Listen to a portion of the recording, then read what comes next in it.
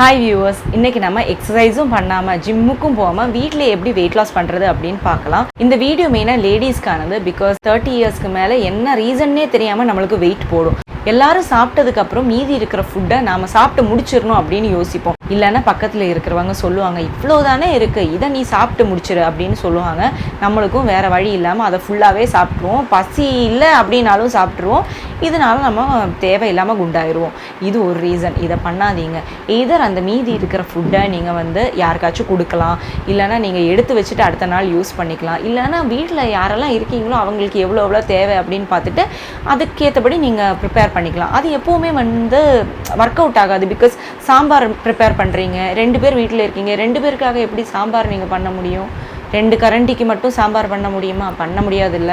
அதை நீங்கள் ஃப்ரிட்ஜில் தான் எடுத்து வைக்கணும். இந்த ஃப்ரிட்ஜில் எடுத்து வைக்கிறதுன்னு கேட்ட உடனே ஃப்ரிட்ஜில் வச்ச ஃபுட்டு அதெல்லாம் சாப்பிடக்கூடாது, டெய்லி ப்ரிப்பேர் பண்ணி சாப்பிடணும் அப்படின்னு சிலவங்க சொல்லுவாங்க. அதெல்லாம் கண்டுக்காதீங்க. ஆனால் ஒரே ஒரு விஷயம், ஒரு வீடியோவில் ஒருத்தவங்க சொன்னாங்க, ஃப்ரிட்ஜில் வச்ச ஃபுட்டை சாப்பிடலாம் அப்படின்னு சொல்லிட்டு வாங்கி இது வரைக்கும் க்ளீன் பண்ணாமல் வச்சுருக்கிற ஃப்ரிட்ஜில் எல்லாம் வச்சு சாப்பிட்டு உங்களுக்கு ஏதாச்சும் பிரச்சனை வந்துச்சுன்னா என்ன திட்டாதீங்க. ஃப்ரிட்ஜு எப்போவுமே நல்லா நீட்டாக இருக்கணும். கிச்சனை எப்படி க்ளீனாக வச்சுருக்கீங்களோ அதே மாதிரி ஃப்ரிட்ஜை க்ளீனாக வச்சுருக்கணும். அப்போ தான் அதில் இருக்கிற ஃபுட்டு கெட்டு போகாமல் இருக்கும். அதே மாதிரி ஃப்ரிட்ஜை ப்ராப்பராக சர்வீஸ் பண்ணியிருக்கணும். சரிங்களா? அடுத்த விஷயம் என்னென்னா, இந்த பாப்பா இருக்கிறவங்க எல்லாமே ஃபேஸ் பண்ணுற விஷயம் என்னென்னா, பாப்பா சாப்பிட்டு முடிச்சு மீதி போட்டிருக்கிறதையெல்லாம் இந்த அம்மா சாப்பிடணும் அப்படின்னு சொல்லுவாங்க. சாப்பிடாதீங்க, தயவு செஞ்சு அதை பண்ணாதீங்க. அந்த ஃபுட்டை வேஸ்ட் பண்ணுமா அப்படின்னு கேட்டிங்கன்னா அப்படி நான் சொல்லலை. பாப்பா எவ்வளோ சாப்பிடணும்னு ஒரு அம்மாவுக்கு தெரியாதா? எவ்வளோ சாப்பிடணுமோ அவ்வளோ மட்டும் ப்ரிப்பேர் பண்ணிக்கோங்க. மீதி இருக்குது அதை நீ சாப்பிடு அப்படின்னு மற்றவங்க சொல்கிறத கேட்டுட்டு எல்லாத்தையும் நீங்கள் சாப்பிட்டு அப்புறம் உங்களோட ஹெல்த்து தான் போகும். இன்னொரு விஷயம் என்னென்னா, ரொம்ப பசிக்கிற வரைக்கும் வெயிட் பண்ணிக்கிட்டே இருக்காதீங்க. அவங்க சாப்பிட்டோம், இவங்க சாப்பிட்டோம், அந்த வேலை முடியட்டும், இந்த வேலை முடியட்டும் அப்படின்னு தள்ளிக்கிட்டே போய் லாஸ்ட்டில் ரொம்ப பசிக்கும் போது ஓவராக சாப்பிட்ருவோம். அந்த தப்பை பண்ணவே பண்ணாதீங்க. நீங்கள் படிக்கிற ஒரு ஆளாக இருந்தாலும் சரி, வேலை பார்க்குறவங்களா இருந்தாலும் சரி, கையில் கொஞ்சம் கேஷ்யூ நட்டும் ஆல்மண்டும் டேட்ஸும் வச்சுக்கோங்க. எப்போ உங்களுக்கு பசிக்க ஆரம்பிக்குதோ இதில் ஏதாச்சும் 2 எடுத்து சாப்பிட்டுக்கோங்க. நீங்கள் அப்படி சாப்பிடும்போது அந்த ஹங்கர் நல்லாவே சப்ரஸ் ஆகும், உங்களுக்கு பசிக்காது அவ்வளோவா. அடுத்த விஷயம் என்னென்னா, நம்மளுக்கு வீட்டிலேயே நல்லா கேலரி பேர்ன் ஆகிற மாதிரி ஏதாச்சும் ஒரு வேலையை பண்ணிக்கோங்க. இப்போ நான் என்ன பண்ணுறேன் அப்படின்னு சொல்கிறேன். இங்கே வீட்டில் ஹெல்ப்புக்காக யாரையாச்சும் கூப்பிட்டா வருவாங்க. அது எனக்கு நிறைய டைம் சேவிங்காக இருக்கும். ஆனால் நான் யாரையுமே கூப்பிட மாட்டேன். இங்கே வீடு கூட்டுறது, பொறுக்கிறது எல்லாத்தையும் எடுத்து நான் தான் பண்ணிப்பேன். ஏன்னா எனக்கு வெயிட் கம்மி பண்ணணும்.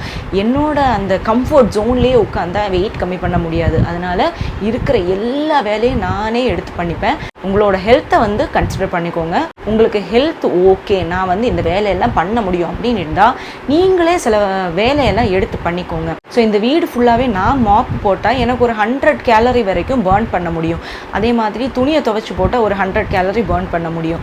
அந்த மாதிரி நான் என்னெல்லாம் வேலை பண்ணால் கேலரி பர்ன் ஆகும் அப்படின்னு யோசிச்சு தான் ஒவ்வொரு வேலையும் பண்ணுவேன். அப்போ எனக்கு வீடும் சுத்தமாக இருக்கும், என்னோடய வேலைகளும் எல்லாம் நடக்கும், நான் வெயிட் லாஸும் பண்ண முடியும். இது இல்லாமல் ஒரு 5 நிமிஷம் கூட ஒரு எக்ஸசைஸ் பண்ணதில்லை, ஜிம்முக்கு போனதில்லை, நான் எதையுமே பண்ணதில்லை. ஒரு 15 kg கம்மி பண்ணியிருக்கேன். இப்போ நீங்கள் கேட்பீங்க, அப்போ நீங்கள் என்ன சொல்ல வரீங்க? வெயிட் லாஸ் பண்ணோன்னா வீட்டு வேலை பண்ணணும் அப்படின்னு சொல்ல வரீங்களா? என்ன பாட்டி மாதிரி பேசுகிறீங்க அப்படின்னு கேட்காதீங்க. நம்மளுக்கு இருக்கிற ஒரே சோர்ஸ் அதுதான். நம்ம வீட்டிலே இருக்கிறோம், நம்மளுக்கு வேறு எங்கேயும் போக முடியல. அப்போ என்ன பண்ண முடியும் அப்படின்னு தான் யோசிக்கணும். அப்போ வீட்டிலேயே என்ன பண்ணலாம்? அதை தான் பண்ண முடியும். வீட்டு வேலை தான் இருக்குது, அதை தான் பண்ணி கேலரியை பர்ன் பண்ணணும்.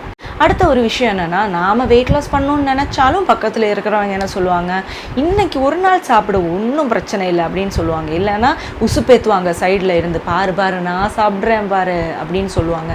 ஸோ அப்படிப்பட்டவங்களையெல்லாம் அவாய்ட் பண்ணிக்கோங்க. நீங்கள் நல்லா இருக்கணும், உங்களுக்கு ஹெல்த் நல்லா இருக்கணும் அப்படின்னு நினைக்கிறவங்க கண்டிப்பாக இந்த உசுப்பேற்ற மாட்டாங்க. ஒரு எக்ஸாம்பிள் சொல்கிறேன். இப்போ என்னோடய ஹஸ்பண்ட் எப்படின்னா நல்லா மோட்டிவேட் பண்ணுவாங்க, நல்லா வெயிட் லாஸ் பண்ண நீ அப்படின்னு சொல்லுவாங்க. அவர் கேட்பாங்க, அவருக்கு ஏதாச்சும் ஒரு பிரியாணி சாப்பிடணும்னு தோணுனா கூட, நீ இன்றைக்கி டயட்டில் இருக்கியா, அப்படி இருக்கேன்னா நான் எனக்கு சாப்பிடலப்பா அப்படின்னு சொல்லிடுவார். இல்லைன்னா அவருக்கு ஏதாச்சும் அவ்வளோ தேவை அப்படின்னா வெளியில் போய் சாப்பிட்டு வந்துடுவார், சொல்ல மாட்டார். ஏன்னா நான் வெயிட் லாஸ் பண்ணுறேன், எனக்கு கஷ்டமாக இருக்கக்கூடாது அப்படின்னு நினைப்பார். ஸோ அந்த மாதிரி நம்மளை சப்போர்ட் பண்ணுறவங்கள மட்டும் கூட வச்சுக்கோங்க. அது இல்லாமல் பாரு பாரு நான் சாப்பிட்றேன், நீ தான் வெயிட் லாஸ் பண்ணுறிய, சாப்பிடாத அப்படின்னு சொல்கிறவங்கள அவங்க ஒரு அடல்ட்டாக இருந்தாங்கன்னா கண்டிப்பாக எழுதி வச்சுக்கோங்க. நீங்கள் வெயிட் லாஸ் பண்ணுறதுலையும் நீங்கள் ஹெல்த்தியாக இருக்கிறதுலையும் அவங்களுக்கு பெருசாக இன்ட்ரெஸ்ட் இல்லை. ஸோ இப்படிப்பட்டவங்களை எல்லாம் அவாய்ட் பண்ணி வச்சுக்கோங்க. நீங்கள் வெயிட் லாஸ் பண்ணி பாருங்கள், இவங்களே கேட்பாங்க, நீங்கள் என்ன பண்ணீங்க, டிப்ஸு சொல்லுங்கள் அப்படின்னு கேட்பாங்க. அடுத்த விஷயம் என்னன்னா, ஒரு வீட்டில் என்னெல்லாம் பொருள் வாங்கணும் அப்படின்னு அந்த வீட்டில் இருக்கிற லேடிஸ் தான் டிசைட் பண்ணுவாங்க. ஸோ ஃபேமிலி மெம்பர்ஸை நீங்களே வந்து எடியூகேட் பண்ணுங்கள். இது வாங்கினா நல்லாயிருக்கும், இது வாங்கினா அது ஹெல்த்தியாக இருக்காது, பிஸ்கட்ஸ் சாக்லேட்ஸ் இதெல்லாம் வாங்க வேணாம், பசங்களுக்கும் நல்லா இருக்காது, நம்மளுக்கும் நல்லா இருக்காது, இது ஹெல்த்தியானது இல்லைன்னு நீங்கள் தான் சொல்லி கொடுக்கணும். நீங்கள் தான் டிசைட் பண்ணணும் என்னெல்லாம் ஹெல்த்தியான ஐட்டம்ஸ் வாங்கணும் அப்படின்னு. அன்ஹெல்த்தியான ஐட்டம்ஸ் வாங்கி வச்சிங்கன்னா நீங்கள் பசிக்கும் போது எடுத்து சாப்பிட்ருவீங்க, இல்லைன்னா ஒரு கிரேவிங் வந்தால் சாப்பிட்ருவீங்க. எப்போவுமே இந்த ஃப்ரைட் ஐட்டம்ஸ் அவாய்ட் பண்ணணும், ப்ராசஸ்ட் அண்ட் சுகரி ஃபுட்ஸ் எல்லாத்தையும் அவாய்ட் பண்ணிவிட்டு ஹெல்த்தியான ஐட்டம்ஸ் நீங்கள் வாங்கி வச்சிங்கன்னா உங்களுக்கு அது ரொம்ப நல்லாயிருக்கும், உங்களோட ஃபேமிலிக்கும் அது நல்லது. அதே மாதிரி க்ராசரிஸ் வாங்க போகும்போது நல்லா சாப்பிட்டுட்டு போங்க. பசியோடு போனீங்கன்னா நிறைய பிஸ்கட்ஸ் சாக்லேட்ஸ் அந்த மாதிரி ஸ்நாக் ஐட்டம்ஸ் வாங்குவீங்க.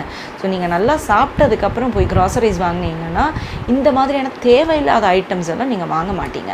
அடுத்த விஷயம் என்னென்னா, நம்ம என்ன தான் வெயிட் லாஸ் பண்ண ட்ரை பண்ணாலும் ஒரு பாயிண்டில் அந்த கண்ட்ரோல் நம்ம கையிலேருந்து போயிடும். அது வந்து அந்த பீரியட்ஸோட கிரேவிங் வர்ற டைம். ஸோ இப்போ என்ன பண்ணலாம் அப்படின்னா, நம்ம நிறைய சுகரியான ஐட்டம்ஸ் சாப்பிடணுன்னு தோணும், இல்லைன்னா ஸ்பைசியான ஐட்டம்ஸ் சாப்பிடணுன்னு தோணும். ஸோ இந்த ஒரு சிச்சுவேஷனில் ஃப்ரூட்ஸை நீங்கள் வந்து சாப்பிட்டுக்கலாம். ஃப்ரூட்ஸ் வந்து நேச்சுரலாகவும் இருக்கும், அது வந்து வெயிட் கெயினும் ஆகாது, அது சாப்பிட்றதுனால உங்களுக்கு ஹெல்த் பெனிஃபிட்ஸும் இருக்குது, உங்களோட வெயிட் லாஸை வந்து அது வந்து எங்கேயுமே எஃபெக்டும் பண்ணாது.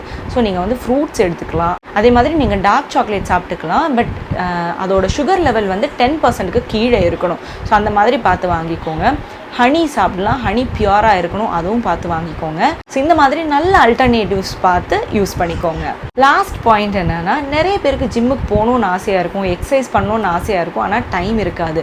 சம்டைம்ஸ் நம்மளுக்கு டைம் கிடச்சிதுன்னா நம்ம என்ன பண்ணணும் அப்படின்னு ஒரு விஷயம் சொல்கிறேன். இப்போ எனக்கு வந்து போகவே முடியாத ஒரு சிச்சுவேஷன், பட் எப்போவாச்சும் நான் ஜிம்மில் போனால் இதுதான் பிளான் பண்ணி வச்சுருக்கேன். ஸ்ட்ரென்த் ட்ரைனிங்க்கு நிறைய இம்பார்ட்டன்ஸ் கொடுக்கணும். அதுக்கு ரீசன் என்னென்னா, ஒரு 30 இயர்ஸ்க்கு மேலே லேடிஸ்க்கு போன் டென்சிட்டி கம்மியாகும், மெட்டபாலிசம் கம்மியாகும், அதே மாதிரி மசில் மாஸும் கம்மியாகும். ஸோ இந்த ஒரு சிச்சுவேஷனில் நம்ம கார்டியோவுக்கு கொடுக்குற இம்பார்ட்டன்ஸை விட ஸ்ட்ரென்த் ட்ரைனிங்க்கு இம்பார்ட்டன்ஸ் கொடுத்தா இது நம்மளோட ஓவரால் ஹெல்த்துக்கு நல்லது, வெயிட் லாஸுக்கும் இது நல்லாவே ஹெல்ப் பண்ணும். ஸோ நீங்கள் எப்போவாச்சும் ஜிம்முக்கு போனீங்கன்னா கார்டியோவை விட ஸ்ட்ரென்த் ட்ரைனிங்க்கு இம்பார்ட்டன்ஸ் கொடுங்க. ஸோ இன்றைக்கி வீடியோ இதுதான். பிடிச்சிருந்தா லைக் பண்ணுங்கள், ஷேர் பண்ணுங்கள், சப்ஸ்கிரைப் பண்ணுங்கள். இன்னொரு வீடியோவில் பார்க்குற வரைக்கும் டேக் கேர், பாய்.